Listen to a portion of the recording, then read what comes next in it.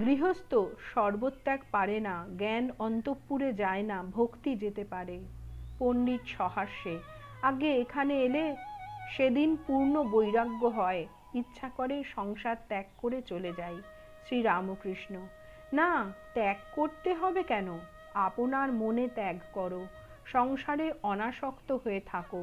সুরেন্দ্র এখানে মাঝে মাঝে এসে রাত্রে থাকবে বলে একটা বিছানা এনে রেখেছিল, দু একদিন এসেও ছিল। তারপর তার পরিবার বলেছে, দিনের বেলা যেখানে ইচ্ছা সেখানে যাও, রাত্রে বাড়ি থেকে বেরিয়ে যাওয়া হবে না। তখন সুরেন্দ্র আর কি করে, আর রাত্রে থাকবার জো নাই। আর দেখো, শুধু বিচার করলে কি হবে, তার জন্য ব্যাকুল হও, তাকে ভালোবাসতে শেখো।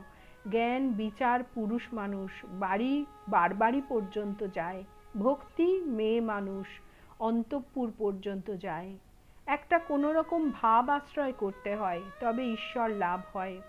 সনকাদি ঋষিরা শান্ত রস নিয়েছিলেন, হনুমান দাস ভাব নিয়েছিলেন, শ্রীরাম সুদাম ব্রজের রাখালদের সখ্য ভাব, যশোদার বাৎসল্য ভাব, ঈশ্বরেতে সন্তান বুদ্ধি, শ্রীমতীর মধুর ভাব। হে ঈশ্বর, তুমি প্রভু, আমি দাস, এই ভাবটির নাম দাস ভাব। সাধকের পক্ষে এই ভাবটি খুব ভালো। পণ্ডিত, আজ্ঞা হাঁ। জয় ঠাকুর।